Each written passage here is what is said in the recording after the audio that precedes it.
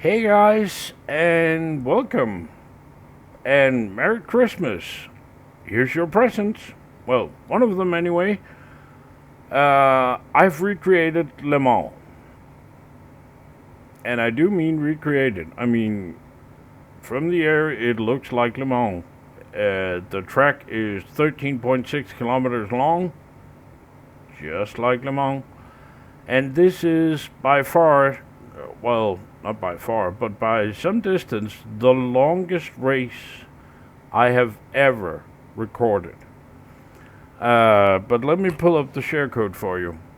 It is Le Mans Road Racing Circuit. Duh. Open class assorted cars. I'll get into that in a bit. It's summer, late afternoon. Duh. Overcast, because it always rains at Le Mans.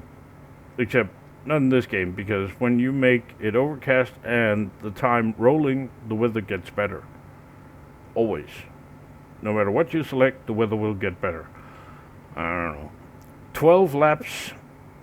Yeah, I thought that doing a one-to-one race would probably get boring after a while, given that we would have to do something like 300 laps. I don't think you want that. 13.6 kilometers per lap, 163.2 kilometers total. Race time shows a little bit about how screwed up the game is. Lap record at Le Mans for LMP cars is something like 3:18, 3 minutes 18, something like that. Race time is going to be 2 minutes 50 seconds per lap, 34 minutes roughly total. And, well, about the cars you can use. It is a sort of random selection of high-end cars, low-end cars, old cars, GT cars, sort of a mix of everything. So you can do your own thing if you want to, more or less. There are no Ford Focuses, for instance. I'm sorry, but there isn't.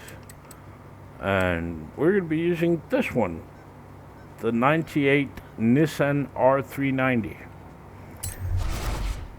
because it is hardly ever used. The only thing this car is used for is getting the other Nissan, the Forza edition.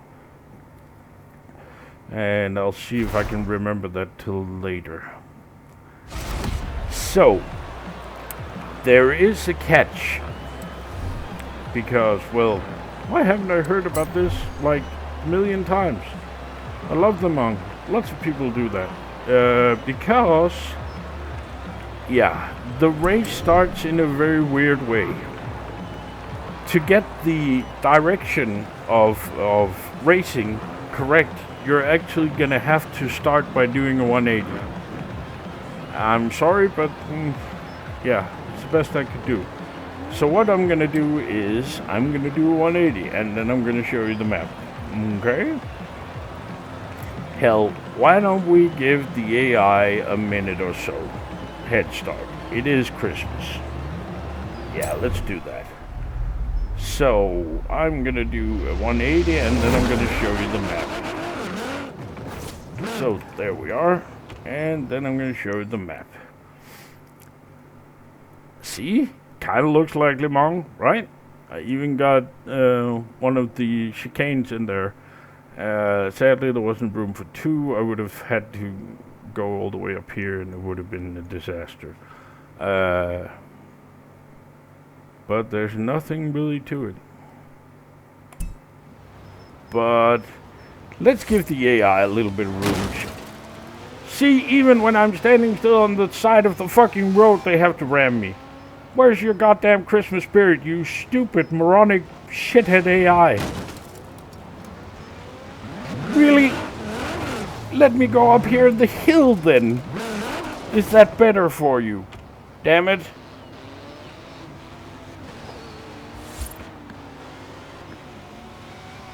Oh no, the Nissan is on the start line. It's having engine difficulties. The gearbox has fallen off. It's a terrible disaster. Anyway, by now you should have figured out what the Christmas presents are. They are a bunch of blueprints that were too long, too quirky, too everything to do on a daily basis. So I've gathered them all up, and there are, I'm afraid, not a lot of road tracks. Only 3, I think. But then there is the rally ones. And there are 10 custom rally tracks, plus a bonus track even. But yeah, you can work that out by watching the small intro video I did. Let's focus on Le Mans. The greatest race on earth. And to all of you Americans, no. The Daytona 500 and whatever you have over there, NASCAR, whatever you call it, no. No, no, no, no, no. Le Mans is by far and away the greatest. It just is the end. I'm not even gonna argue about it. It just is. And if you claim different, I'm sorry, but you have no clue. Also, there will be references to when I was at Le Mans, not as a driver. No. As a spectator. God damn it, I looked it up just before I did 04. It was the last year of the Audi R8, the gas-powered Audis. 05 was the first year they came with the diesel-powered. And it is beyond belief. I mean, I've seen it on TV, like, yeah, since I was a tiny kid. I love Le Mans. I've always loved Le Mans. And getting down there was really spectacular. There's a place just before the chicanes, before the start-finish line, where you are standing, let's say 6 feet from the tarmac, not from the track, from the tarmac, from the edge of the tarmac. And there's, let's say 3 feet of grass. Then there's a wall that's about 3 feet high, or about a meter high. And then there's a wire fence that goes up, like, I don't know, a lot.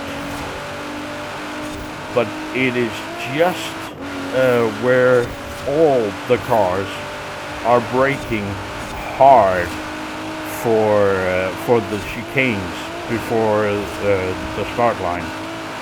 And I mean, the first time one of the Corvettes came by, it literally felt like you were kicked in the chest,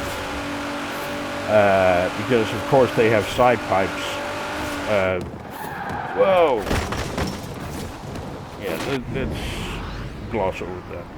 And it was just, you wouldn't believe the punch you get from one of those when they downshift and use the engine to brake as well. Holy shit!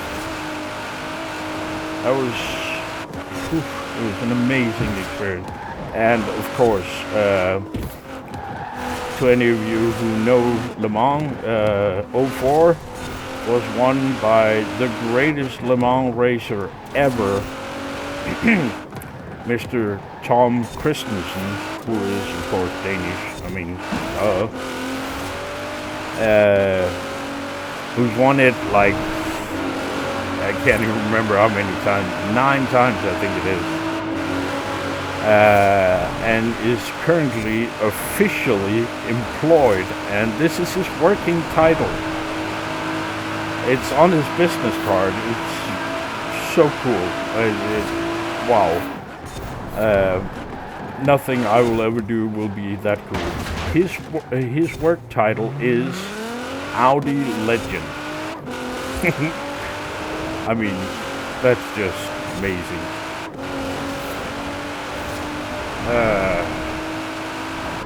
But as you also probably know, this was the last year with the LMP class. Next year, I think it is. Yeah, it is next year, right? They're bringing in the new hypercar class, which looks, oh my god, good. And Audi has announced, not sure if you know this, that per 2022 they are back. They are ditching the, what's it called, the Formula E driving, you know, the battery-powered Formula cars. They're ditching that, and they are throwing all their power and might behind a hypercar for, among others, Le Mans.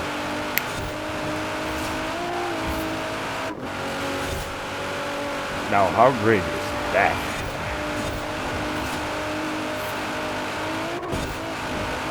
I am really, really, really looking forward to that. But if you've never been to Le Mans, I'm not sure how to describe it. There are roughly 250,000 spectators in small camps.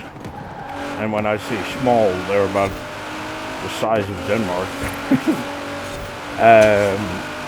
Where each nationality are sort of in their own camp.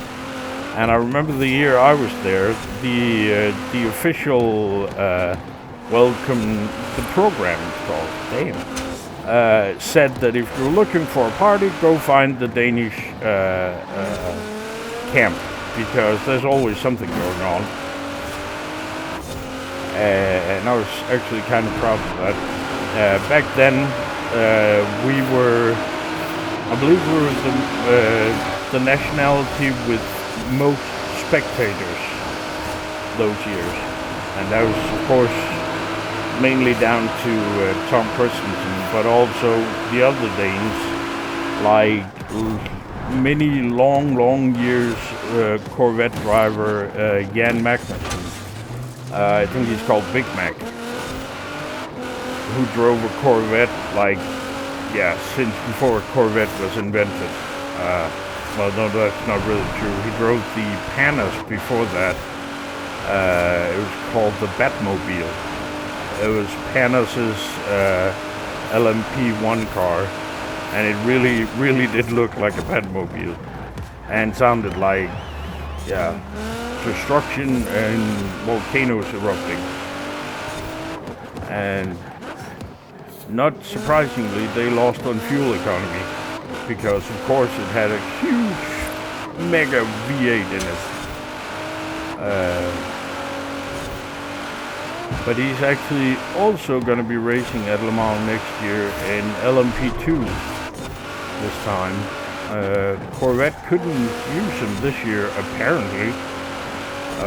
Quite surprising, actually. But he is, like, what is he? He's older than me, I think. He's like mega old. Also, I'm not really catching up to this AI. Why aren't I doing that? Look at that, nighttime. And with the right car, it's gonna be bright day again before the race is over. It's all a matter of how fast you're driving.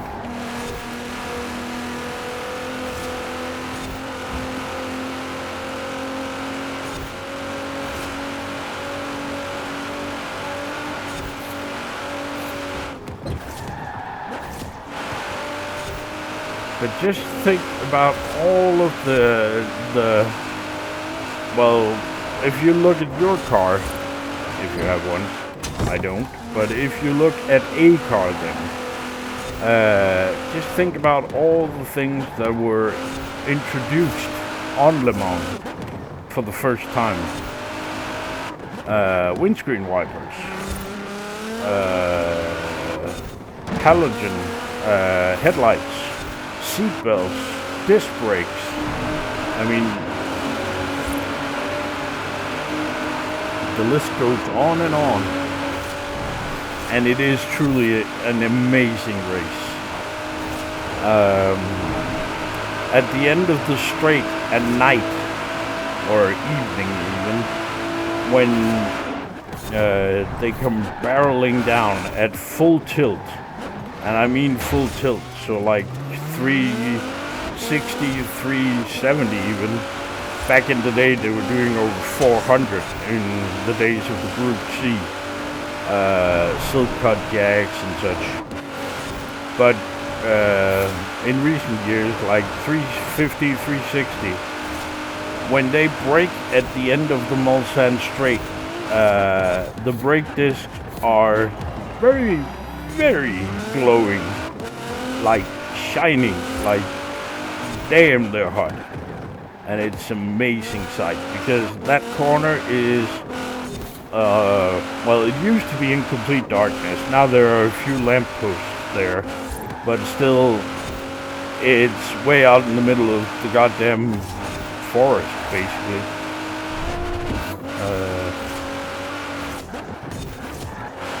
And I should actually, hang on here.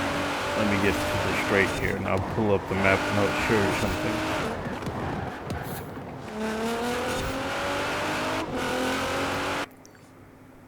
So, this is, of course, the Mulsanne Straight. Now, basically, from, let me think. You're going on a straight, up under Dunlop, and, yeah, then you go on to the straight. Here, all of this, and, let's see, something like hereabouts, is a racetrack, normally. But all of the straight, that's just a normal public road until the Le Mans Circus comes around. Then public road closed.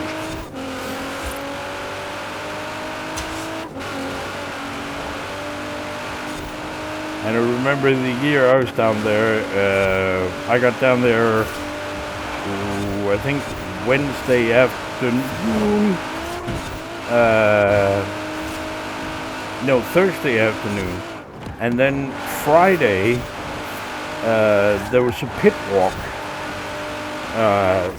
included in my ticket, where you'd walk the pits and look at the mechanics work, because Wednesday and Thursday nights are qualifying and practice and such. And the drivers have to do a certain number of laps in the dark. So, Thursday night. And when we did the pit walks down in one of the GTE teams, one of the Ferrari teams, there was a brand spanking new Ferrari engine just sitting on the pallet outside in the middle, just outside the garage, which they were going to put in. Brand new one, just delivered by freight. I mean, yeah. Whew. It's truly amazing. And you wouldn't believe, I mean, some of these tent cities, there are, and I do mean cities, there are gravel roads, you know, that people can drive around on to get to their tent or get near their tent. And people come from all over Europe in, I mean, I got pictures of TVRs, Ferraris, you name it, Jags, whatever, parked right next to tiny little 2 or 3 person tent next to this extremely dry gravel road. Then when people would drive down, there would be dust, and you'd see a Ferrari 430 that was covered in like half an inch of dust.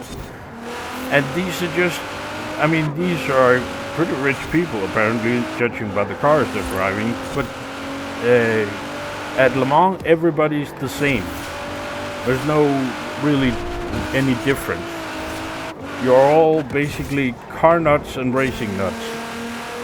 And yeah, I remember I got to talking with some British guys that who these five, I was going to say middle-aged guys had driven to Le Mans in an auto camper, and basically the entire trip was about getting completely wasted, and they did pretty good. And turned out, I thought one of them looked like, the prototype of a hooligan. He owned a couple of golf resorts in England, and he was a Millwall fan, which I teased him with until he threatened to knock all of my teeth out. So yeah, but it was really funny. And you British guys will get a kick out of this. Back then, you could get a shot drink in Denmark called Spunk, S-P-U-N-K, which was salty licorice dissolved basically in vodka. And you wouldn't believe how much fun those goddamn Englishmen had with that bottle. Drink my spunk. They were really, yeah.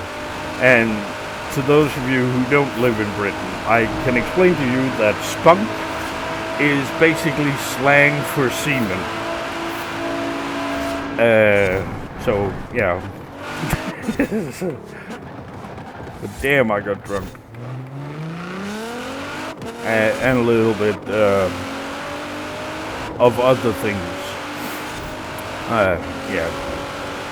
And then in the morning, like 4:30, at the main stands right at the start-finish line, there are no people. Basically no people. There are maybe 50 people on the grandstands at that time.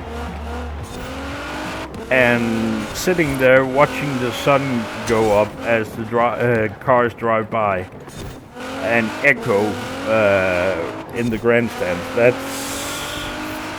I'm getting goosebumps just talking about it. It's an amazing experience. So if you live anywhere near Le Mans, or if you have the means to travel there, just go there once. Just go there once in your life. You will not regret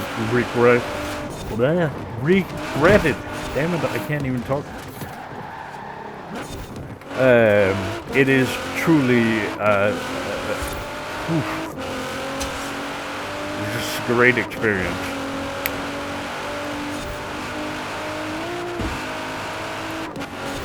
The only thing, if you're from Denmark, I can highly recommend that you don't take a bus trip down there. Holy shit. 04 was one of the hottest Le Mans ever.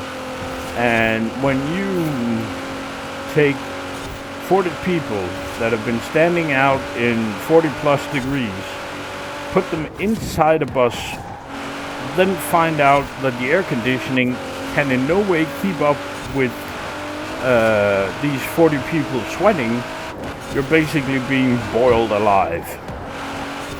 And it wasn't until late Sunday night that the air conditioning were starting to cope. And we drove from I'm gonna say 4 in the afternoon non-stop to Denmark, which is we were home I'm gonna say 19 hours later. That was not fun at all. So I decided right then and there, if I'm ever going to Le Mans again, I'm going to take a plane to Paris and get on the French train from there to Le Mans. And the same way back. Or rent a plane and fly directly to Le Mans, because there's a small airfield where you can land private planes.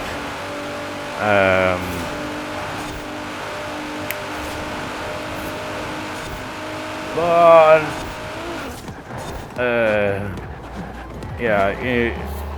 with all respect to you guys, I think I'm gonna need a few billion more subscribers before that happens. Or I have to win the lottery.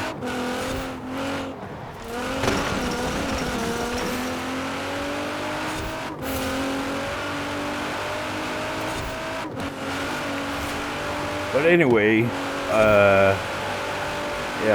one of, the greatest measured, at least on victories, is the Danish driver Tom Christensen. And what his specialty was, if it rained, put him in the car, especially if it's at night, and he would seriously do things that I have never seen anybody do. Maybe Michael Schumacher in Formula One during the daytime. But the difference is Tom Christensen would do it for like 3.5 hours straight. Which is, 2.5 Formula One races? Something like that. And at night. And Le Mans at night is just, I wouldn't even dare to do it. I mean, going down the straights, there are no lights apart from your headlights. You're doing 350 kilometers an hour on a normal public road, which means it's gonna be a little bit bumpy and shit. There's not going to be like potholes, but it's going to be a little bit bumpy. And it has, after the first chicane going down towards the second one, there's a particular point where you have to cross over, like so, from one side to the other, to get the correct angle through the apex to the second chicane. And if you miss that, the car's going to bottom out, and apparently, from what race drivers have told, that's not fun, bottoming out at 350. I don't know, why not? But anyway, so going down there, all you have are your headlights. Now, there are GTE cars that are doing around 300, so you're basically flying towards them, and they see your headlights in the rearview mirror. Are they gonna stay where they are so you can overtake, or are they getting ready to hit the apex in towards one of the chicanes, and they're gonna cross over right where you were planning to be, and kaboom? Now, imagine doing that in the piss-pouring rain. Yeah, I know, right? It never ceases to amaze me that they can do that. I'm really in awe.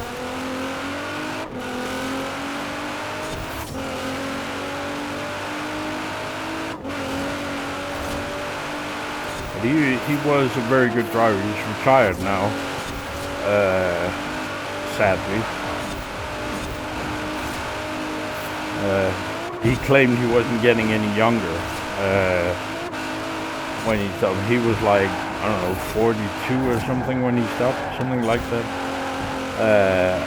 And he was, is a fitness freak, and was actually enjoyed in the morning to do a couple of laps of Le Mans running. And he would outpace his teammates. Even when I remember a year where he was partnered up with some of the young guys from the Audi team, and they were having trouble keeping up with him. So yeah, he's something else.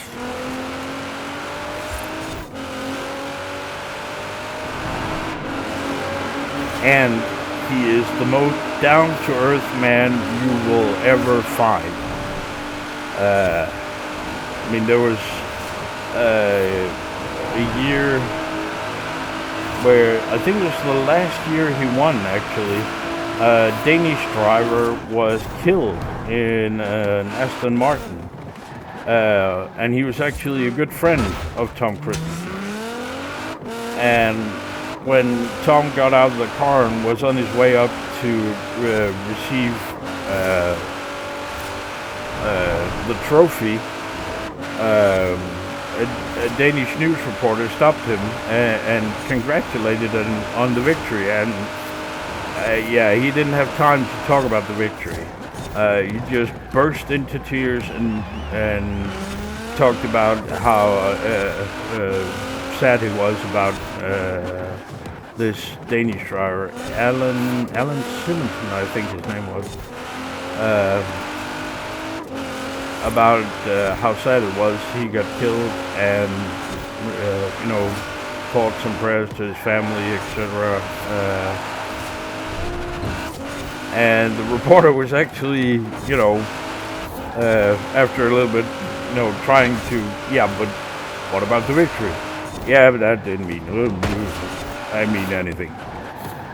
All that mattered was this poor guy that got killed.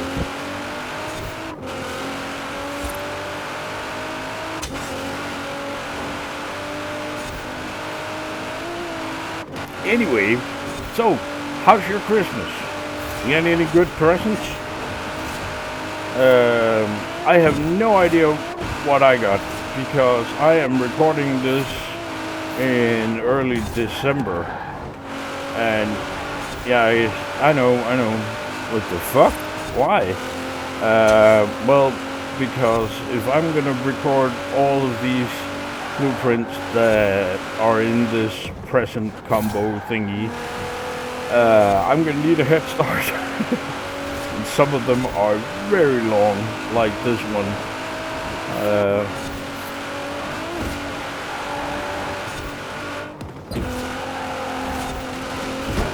Oh, damn. No.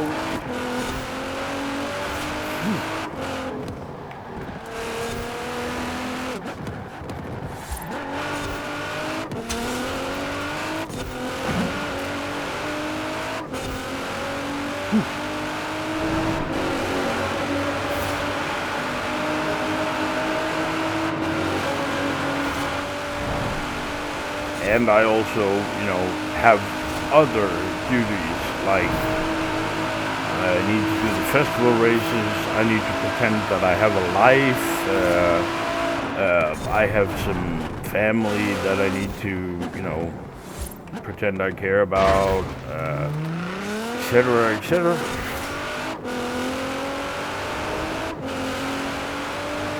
But I will say this, it is, what is it? The 7th of December.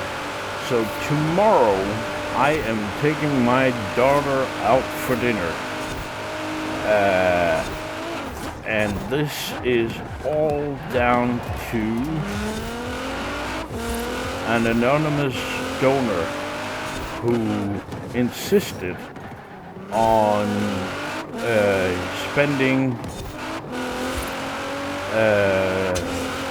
sending enough so that my daughter and I could go out and really have a, dinner with everything, without having to worry about, can we afford that? Can we? No, just everything. And I am eternally grateful. It's not something I normally would ever consider or even try to afford. So thank you very, very much. You know who you are.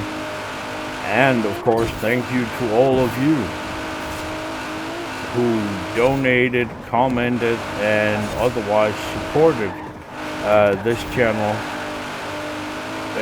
This is for all of you, all of these blueprints. It's like the only way I could think of to pay at least some of the kindness back. Yeah. And I know it's been a tough year on all of us. Not least all of you Americans. Jesus Christ, I would have left the country ages ago. So I hope everybody's okay, and I do hope you're ready for the next year, which will, I don't know. I've given up. I mean, yeah.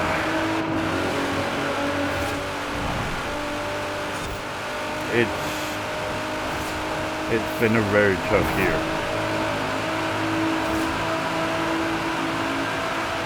But hey, the upside of such a crappy year is it really can only get better from here. Because if it gets any worse, we're not going to be here anymore. So it can only get better. So that's something.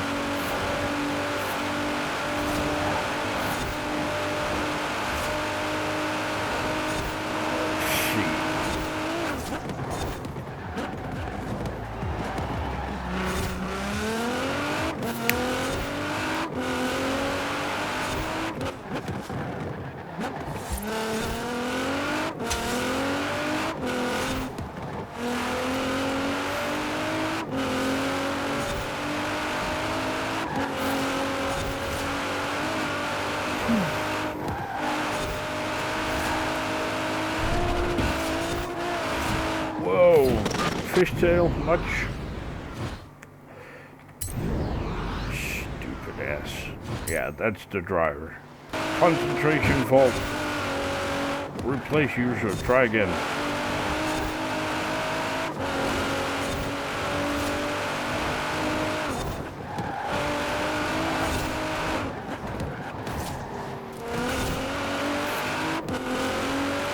So let's see if we can set some kind of blistering lap on the last lap.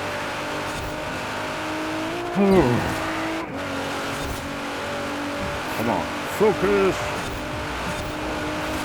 So I'm gonna be a little bit quiet now. Oh, we're not gonna be able to do that. Oh God. See, this is what happens when you proclaim, now I'm gonna do this.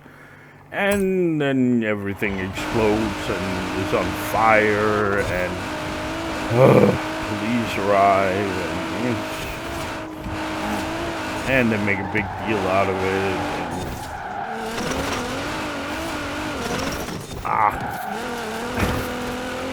So I've been driving flawless for 11 laps and 5 meters, and then no. I'm just gonna keep talking. It was way better when I was talking. Oh God.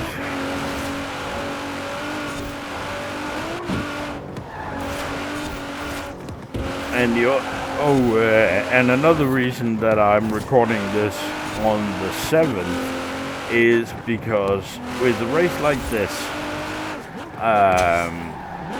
my back is saying, hello, I will fuck your day up. Are you listening? And so I kind of got to listen to that a little bit.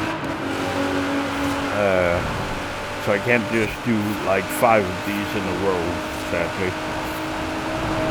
Or I would have been done ages ago. But no.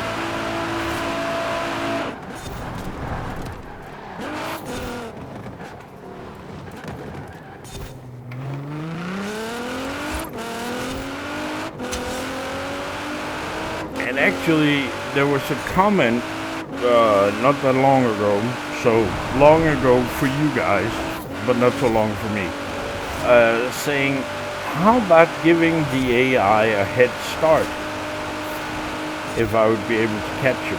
And the answer is yes. Apparently so, because they got a head start and I caught him.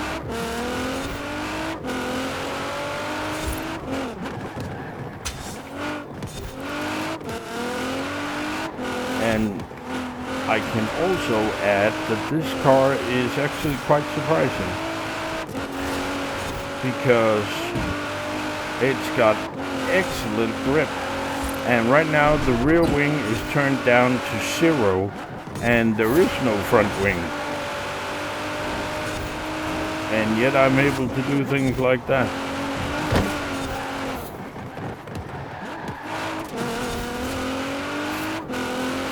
So that's not bad.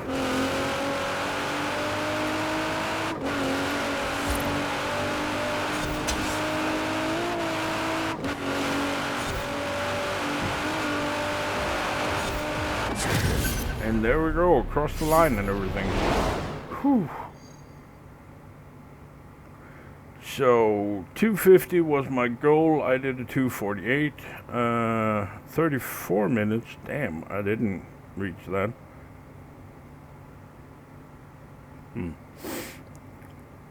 And of course the AI is faster by 5 seconds, 6 seconds. Wow, impressive. Let's see, what's the payout? 372 and 134 influence. And 4 or 5 levels up. Not bad. No, I don't want that car. So, whew. Yeah, I'm sweating. Oh, and my fingers are hurting. Poor little fingers. So, the car I was using was the 1998 Nissan R390. And the tune I was using... Oh, wait, I can't do that.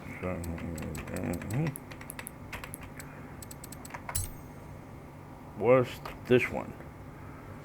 There you go. And that's it, really.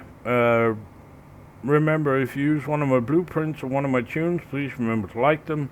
Same goes for the video, and don't forget to subscribe. Thanks for watching, and Merry Christmas. Bye.